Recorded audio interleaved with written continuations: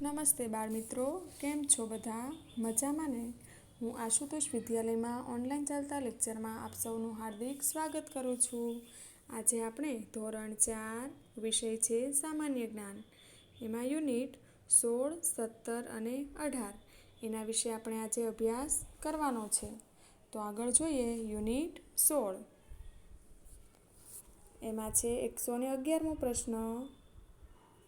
અમદાવાદમાં આવેલું ભદ્રકાળીનું મંદિર કોના શાસનકાળ દરમિયાન બંધાયું હતું?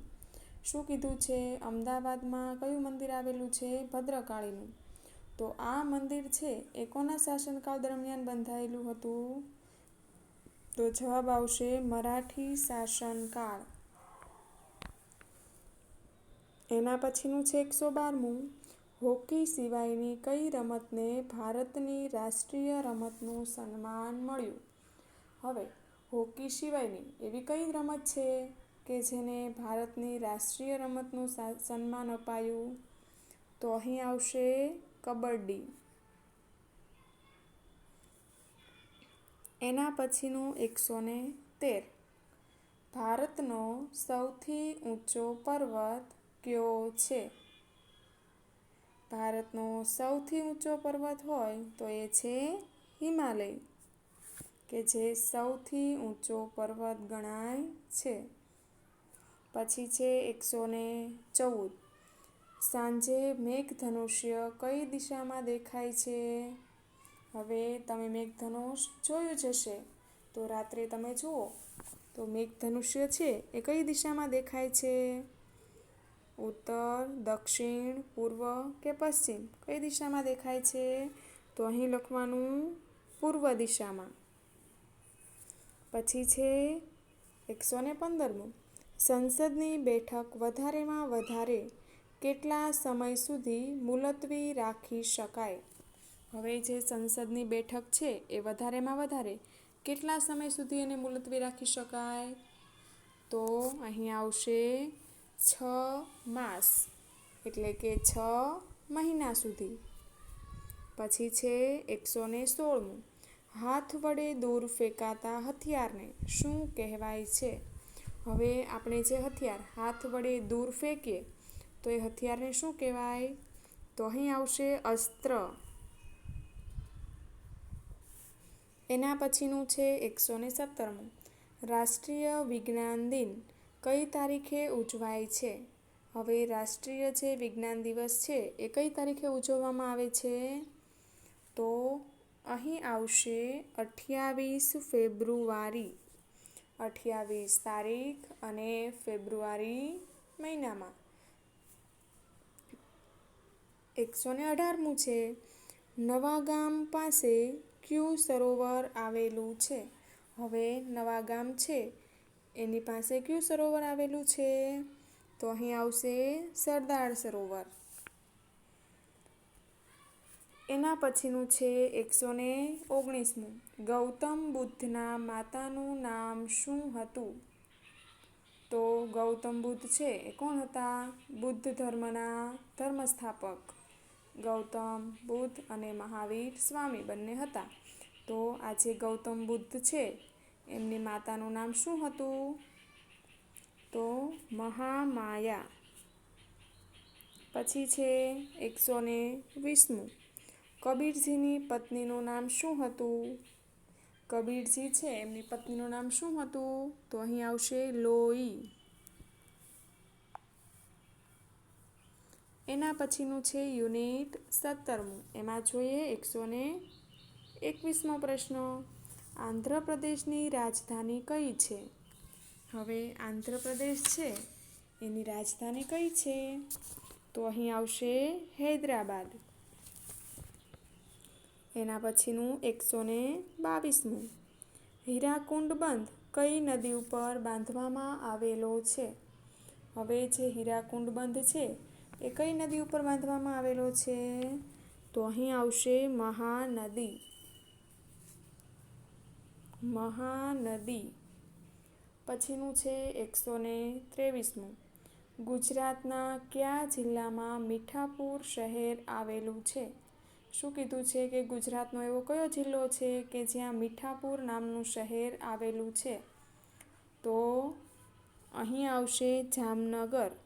જે જામનગર જિલ્લો છે ગુજરાતનો, એમાં મીઠાપુર નામનું શહેર છે એ આવેલું છે. પછી છે 124મું. ભારતનો સૌથી મોટો પુલ કયા રાજ્યમાં આવેલો છે? ભારતનો સૌથી મોટામાં મોટો પુલ હોય તો એ બિહાર રાજ્યમાં આવેલો છે. તો અહીં આવશે બિહાર. પછી છે 125મું. પ્રાણીઓ કયો વાયુ ઉચ્છ્વાસમાં બહાર કાઢે છે? હવે પ્રાણી છે એ ઉચ્છ્વાસમાં એટલે કે શ્વાસ લીધો, હવે એ વાયુને બહાર કાઢે ઉચ્છ્વાસમાં. તો કયો વાયુ જે છે એ બહાર કાઢે છે? તો એ છે કાર્બન ડાયોક્સાઇડ. તો પ્રાણીઓ એ વાયુને ઉચ્છ્વાસમાં બહાર કાઢે છે. કયો વાયુ? Carbon dioxide. પછીનું છે 126મું. પૃથ્વીની સૌથી નજીક આવેલો ગ્રહ કયો છે? પૃથ્વીની સૌથી નજીકમાં નજીક આવેલો ગ્રહ હોય તો એ ગ્રહનું નામ છે શુક્ર. તો અહીં આવશે શુક્ર. પછીનું છે 127મું.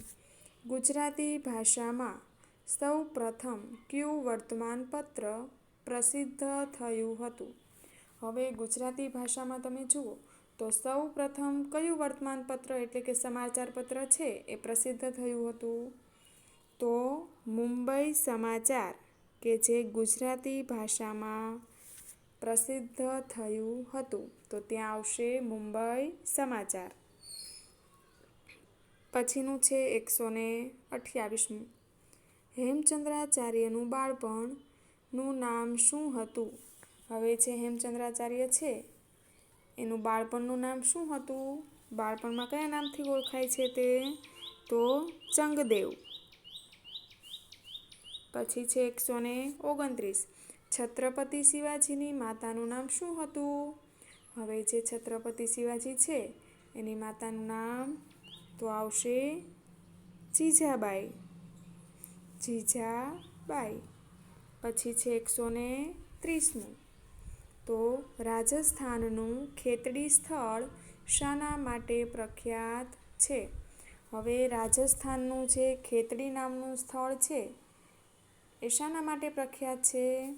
તો અહીં આવશે તાંબાની ખાણો.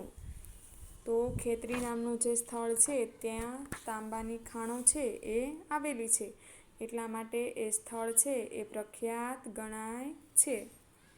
પછી છે 131મું. યુનિટ છે 18મું. એમાં છે 131. ગંગા નદી કેટલા કિલોમીટર લાંબી છે?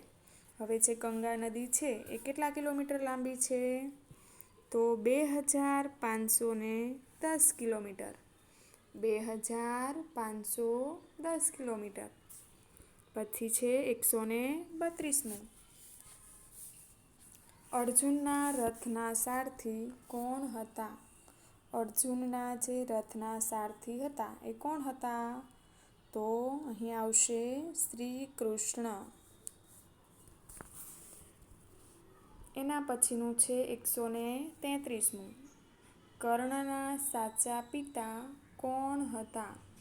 હવે કર્ણ છે એના સાચા પિતા કોણ હતા? તો સૂર્યદેવ. પછી 134મું. માછલીને તરવા માટે શું હોય છે? માછલીને તરવા માટે શું હોય છે? તો અહીં આવશે મીન પક્ષ.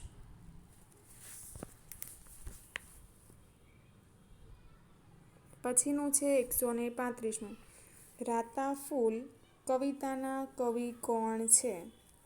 હવે જે રાતાફૂલ એ નામની કવિતા છે તો એ કવિતાના કવિ કોણ છે?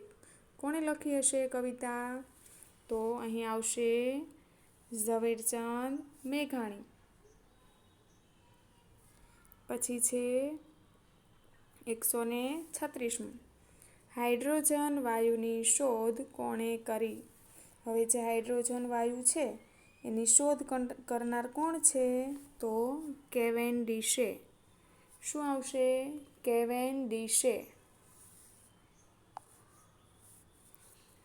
એના પછીનું 137. ચૂંદડી એટલે ચૂંદલડી તો વીજ એટલે શું? શું કીધું છે? ચૂંદડી એટલે ચૂંદલડી થાય તો વીજ એટલે શું? તો અહીં લખવાનું વીજળડી. ચૂંદડી એટલે ચૂંદલડી તો વીજ એટલે વીજળડી. પછી છે 138. દુનિયાનો સૌથી મોટો લોકશાહી દેશ કયો છે? તો અહીં છે ભારત. તો ભારત દેશ છે એ દુનિયાનો સૌથી મોટો લોકશાહી દેશ છે. પછી છે 139. નળ સરોવર કેવા પક્ષીઓ માટે જાણીતું છે? હવે નળ સરોવર છે એ કેવા પક્ષીઓ માટે જાણીતું છે? તો યાયાવર પક્ષીઓ માટે. યાયાવર એટલે કે દૂર દૂરથી જે પક્ષીઓ આવતા હોય એના માટે નળ સરોવર છે એ જાણીતું છે. પછી છે 140. દિલ્હી, આગ્રા અને મથુરા કઈ નદીને કિનારે આવેલા શહેરો છે?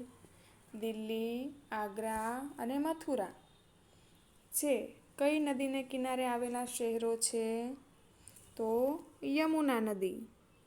યમુના નદીના કિનારે આવેલા શહેરો છે. કયા કયા? તો દિલ્હી, આગ્રા અને મથુરા.